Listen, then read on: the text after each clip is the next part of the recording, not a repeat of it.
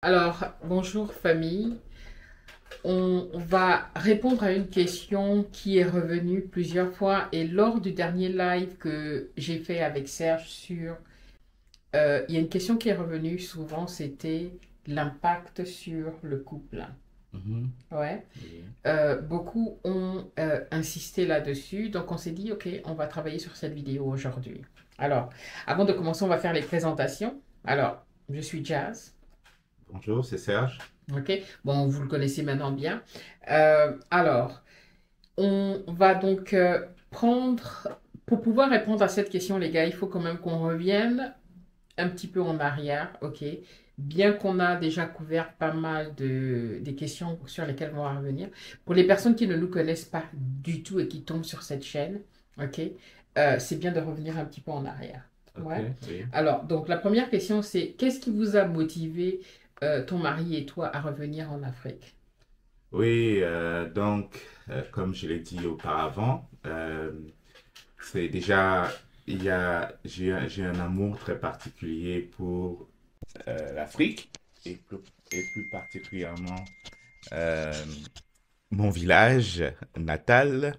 Bon, sachant que je suis né à Yaoundé, mais euh, je passais toutes mes vacances dans mon village avec la famille étendue et la grand-mère et tout ça. Et donc, je pense que ça a créé des souvenirs inoubliables. Donc, à un moment donné, quel que soit l'endroit où on est dans le monde, ces moments sont très importants à revivre. Et c'est vrai que ça a toujours été un rêve pour moi de repartir en Afrique, de repartir au Cameroun, pas trop loin de mon village, lorsque je finirai mes activités économiques. Donc voilà. Donc voilà un peu pourquoi le retour en Afrique en ce qui me concerne.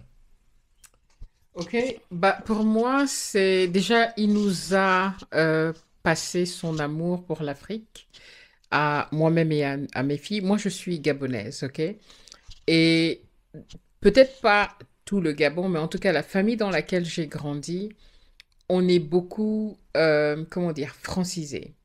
C'est-à-dire que moi, je suis née à Libreville, j'ai fait mes premières années à Libreville, je ne connais pas mon village. J'ai été plutôt dans des écoles françaises, etc. Donc du coup, je n'avais pas une attache particulière avec l'Afrique. Mais en moi, j'ai toujours eu ce désir de revenir aux sources, hein, de me reconnecter avec l'Afrique. Donc quand Serge a emmené l'idée de, tiens, pourquoi ne pas rentrer en Afrique et investir et puis préparer notre retraite, ça allait de soi. Ok, c'est quelque chose que bah, j'ai tout de suite embrassé. Ok. Voilà, ça a pris du temps, mais voilà, Bon, tout de ça a suite pris du temps. embrassé, bon, c'est un peu Peut-être relatif, peut-être hein. pas tout de suite. C'est que Uh-huh. ça a pris du temps. Ça a pris du temps pour mûrir l'idée, parce qu'on laisse tout derrière, on laisse les amis, on laisse le boulot, on laisse tout ce qu'on a connu, on laisse le confort surtout, ok?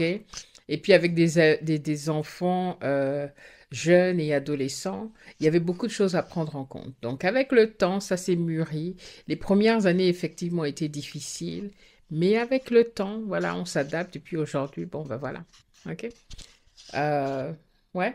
Oui, oui, c'est Ok. bon.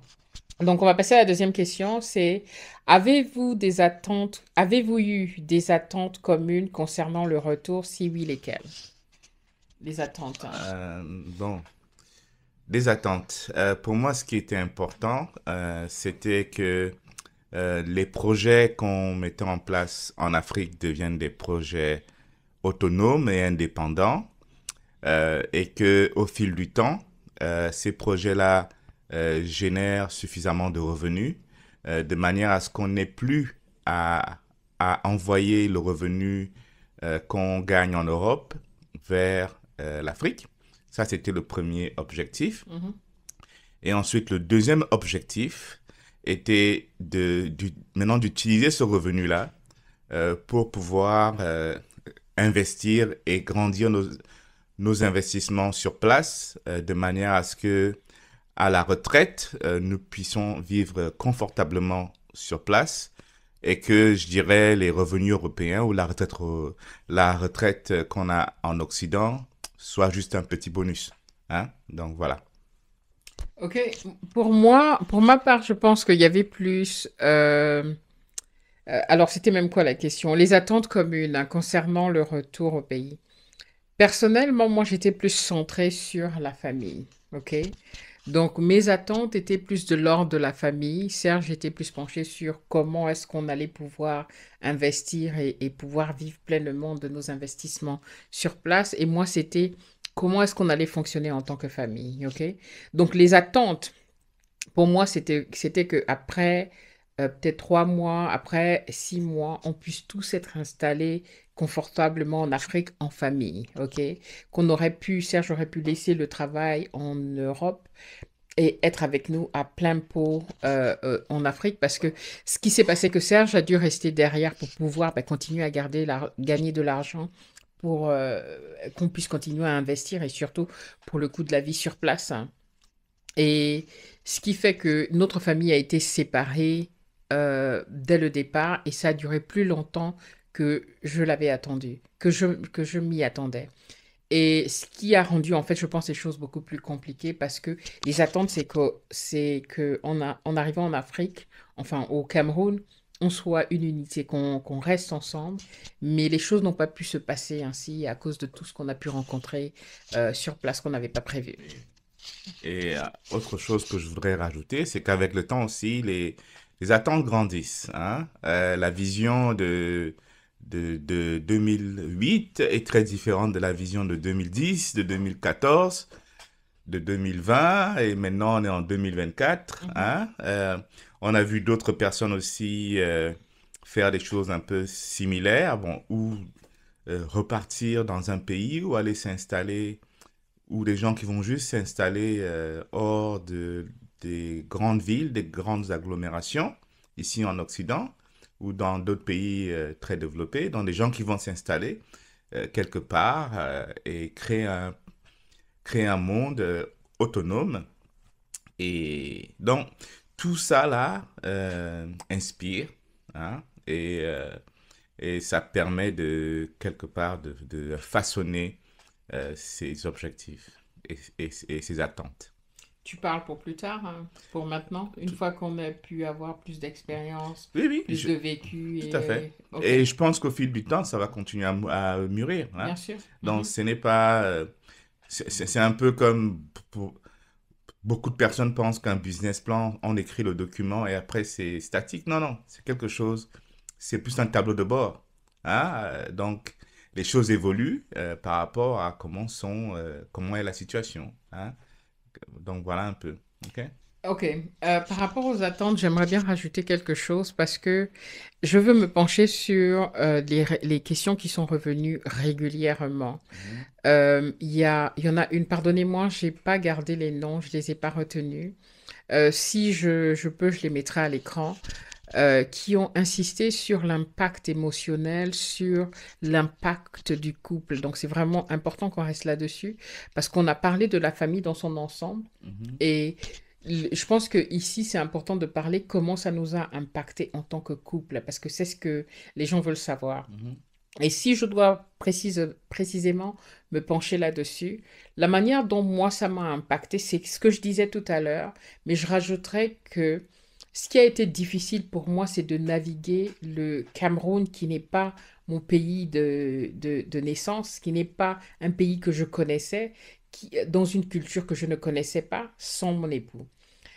Donc d'arriver, ma belle famille, bien que je la connaissais, celle qui était en Europe, celle qui était au Cameroun, je ne la connaissais pas, puisque on était venu 2 fois au Cameroun en vacances, comme vous savez, 1 à 2 semaines, I mean, 2 à 3 semaines, ça permet pas vraiment de bien connaître les gens. Donc je n'étais pas bien connue, ce qui fait que mon intégration sur place a été difficile sans Serge.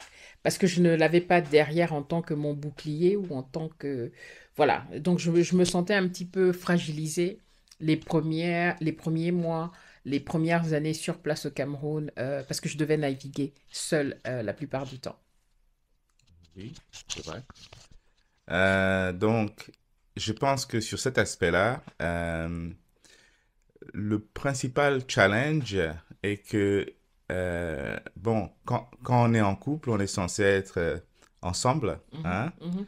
Et donc, sachant que je ne pouvais pas être sur place tout le temps, le premier challenge numéro un, c'est qu'on se retrouve seul. Et donc, il faut apprendre à gérer ça. OK? Donc, voilà déjà l'un des premiers challenges. OK?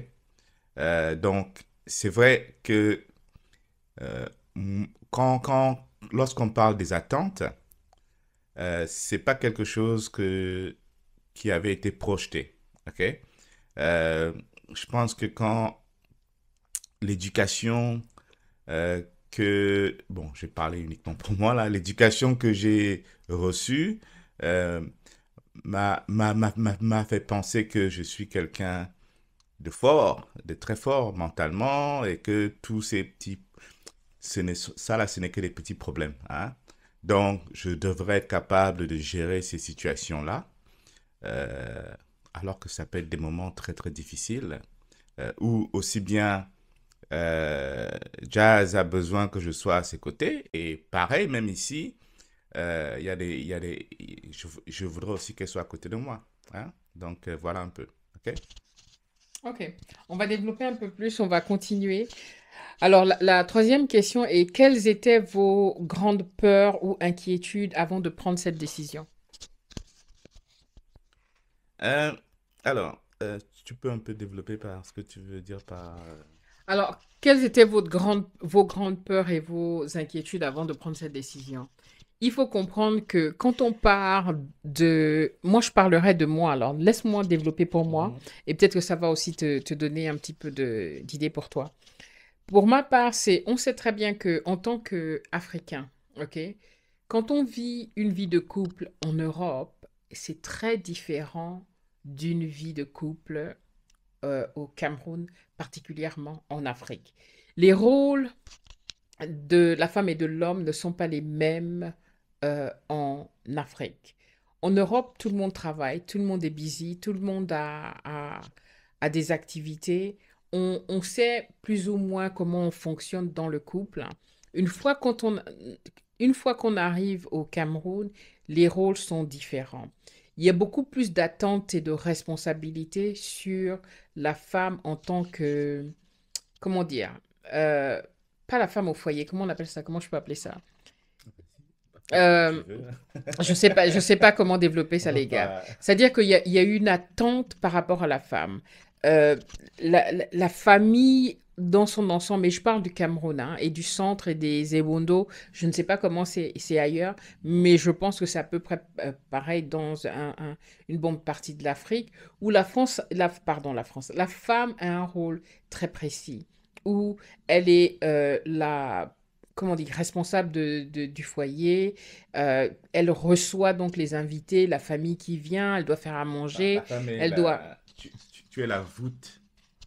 La femme est la voûte ou la colonne vertébrale de la famille. Donc, c'est elle qui tient tout le monde, c'est elle qui tient tout ensemble. OK? Donc, ça signifie que c'est elle qui fait tout. Donc, euh, je pense qu'il y a de nombreuses chaînes YouTube là-dessus Ah qui bon? montrent comment beaucoup de femmes mariées, à partir du matin jusqu'au soir, qu'est-ce qu'elles font de toute Ah la bon? journée. Je connais pas. Ce serait bien que tu me... Euh, J'ai jamais fait attention. il y en a quelques-unes, même si tu prends une de tes amies là, euh, Ah, j'arrive pas à me rappeler exactement de sa chaîne YouTube, mais une des amies que tu as coachées, ok, hein, elle montre comment elle va au marché, elle montre tout ce qu'elle fait, comment elle va chercher les enfants à l'école, elle amène les enfants à l'école, ok. comment elle fait à manger, qu'est-ce qu'elle prépare, tout ça là. Hein? Donc, toutes les activités, ok? Donc, on, est, on, on voit toutes les activités qu'une femme fait sur une journée, enfin, les activités qu'elle souhaite partager, bien sûr. Hein? Donc, à côté de ça, c'est vrai qu'on ne voit pas les activités que fait l'homme, ok? En Afrique. Hein? En Afrique. Oui, Quelles activités? bah, Le travail peut-être? déjà il y a ça, mais Euh, c'est clair que euh, il faut aussi regarder d'où ça vient. ok. D'accord? Le d'où ça vient, on va arriver Oui, après. oui. Mais là, on est en train. C'était même quoi la Parce qu'il y a, attends un peu. Parce qu'il y a question? les attentes, Mhm. hein. Après, il y a la vie moderne, il y a la vie en ville, il y a la vie au village, qui n'est pas du tout la même, ok? Et donc, si tu veux parler du rôle de la femme, on va dire, chez les femmes Betty, hein, chez les écans, c'est basé d'abord sur une éducation, c'est basé sur des attentes, c'est basé sur une histoire, ok? Bon, bon, les gars, bon, moi, je vais vous chauffer là. De temps en temps, il faut un peu chauffer. Parce que c'est bien, ok? C'est basé sur la tradition, c'est basé sur la tradition des écans, des ceci. C'est très bien. Mhm. La vérité est que le rôle de la femme, j'ai fait une vidéo que je n'ai même pas encore publiée aujourd'hui. Parce que j'ai peur de me faire taper. La vidéo, c'était profession femme mariée. Parce que ce que dit Serge est très vrai. Mais quand on vient de l'Europe où on a des rôles bien définis, etc., et qu'on arrive, comme Serge dit, tu deviens la colonne de la famille, tu deviens, même si on l'est en Europe.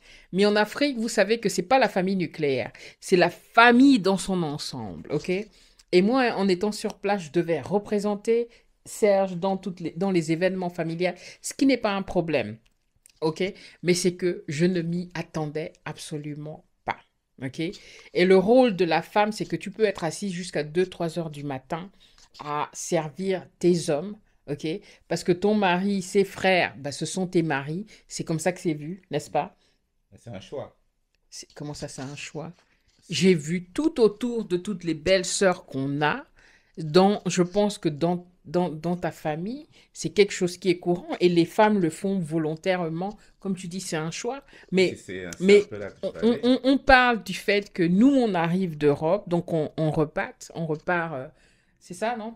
Hmm. On repart, on fait un retour au pays, d'où on ne comprend pas toutes les cultures. Moi, je parle en fait à ces femmes qui ont grandi en Europe ou qui ont Mhm. vécu beaucoup de temps et qui arrivent. C'est pas quelque chose de négatif que je suis en train de dire, ok? Mhm. J'explique seulement que c'est quelque chose auquel on ne s'y attend peut-être pas. Bon, je peux juste développer un peu. Bien sûr. Bon, dans un premier temps, je dis que c'est un choix.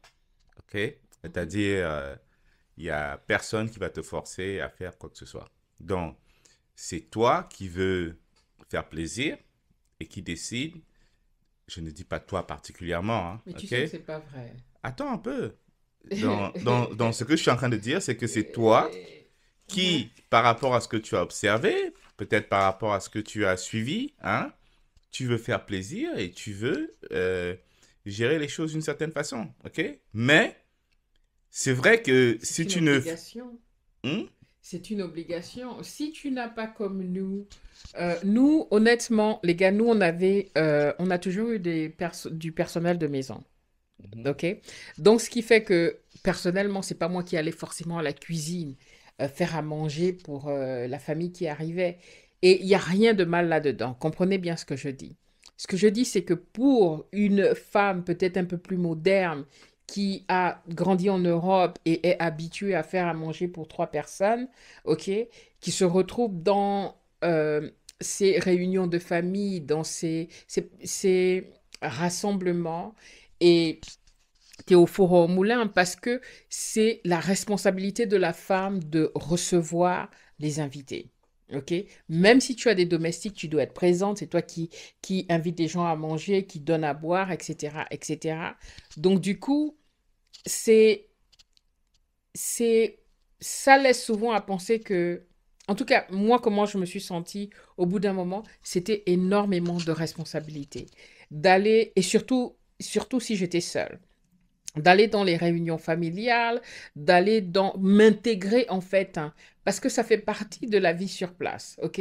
Si vous voulez faire un retour en Afrique, il faut pouvoir s'intégrer à la culture et à la manière dont la famille dans laquelle vous arrivez fonctionne. Et c'est quelque chose que j'ai vu faire, comme Serge disait, dans toutes mes coépouses, etc. Et il fallait que je m'adapte à cela. Donc c'est pourquoi je dis que ce n'est pas une critique négative. négative, c'est juste de faire comprendre aux femmes euh, qui arrivent que c'est quelque chose auquel vous devez être confrontés, surtout si vous n'avez pas grandi en Afrique. OK? Parce que j'ai vu ça avec une des collègues youtubeuses, copines youtubeuses que j'ai interviewées, qui, elle, a du mal à s'intégrer dans le fonctionnement de la famille et le rôle de la femme en Afrique. Donc, je pense que c'était important de Je peux parler un de ça. peu rajouter je vais rajouter un peu de sable dans l'engrenage, ok? Mhm, mhm, Euh, Parce que en fait, une vraie, je pense que si on prend une famille traditionnelle européenne, c'est tout à fait pareil, hein? Je te parle pas des familles, des jeunes familles, hein, qui avec les derniers mouvements dont je veux pas trop parler, hein? Une famille traditionnelle européenne fonctionne exactement de la même façon, c'est-à-dire c'est la femme qui reçoit.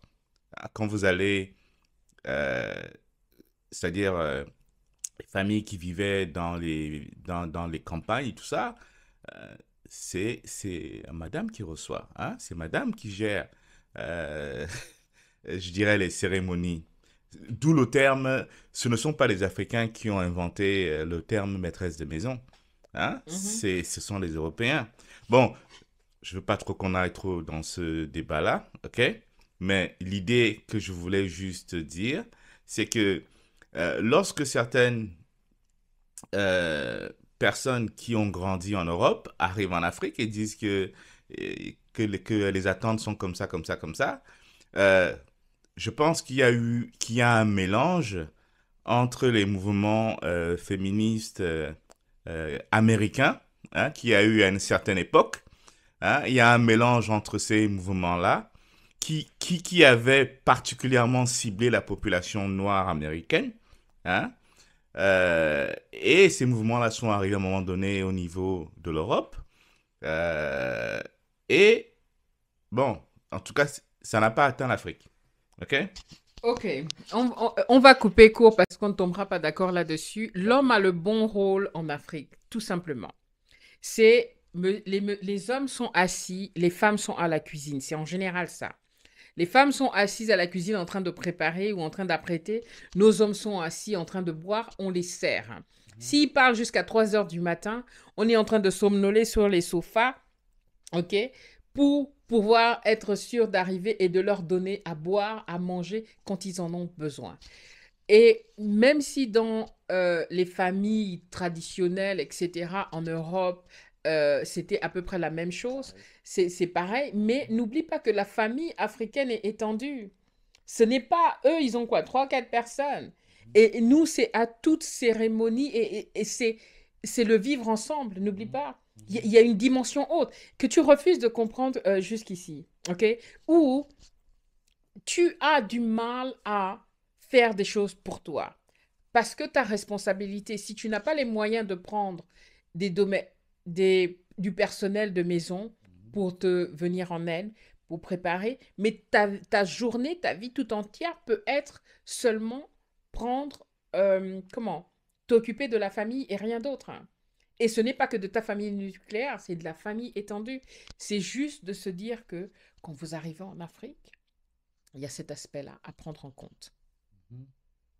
OK. Voilà. Mais cependant, quand même, il faut aussi mettre un peu d'eau dans le vin. euh, Parce que cependant, les hommes vivent beaucoup moins longtemps que les femmes. Et je ne pense pas que c'est à cause des boissons. Je pense que c'est à cause des risques aussi qu'ils prennent, spécialement en Afrique. OK?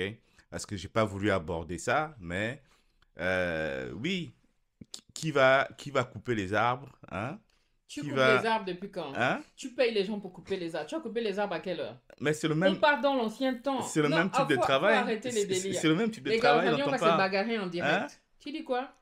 Si on est ensemble là, Mhm. qui va conduire la voiture?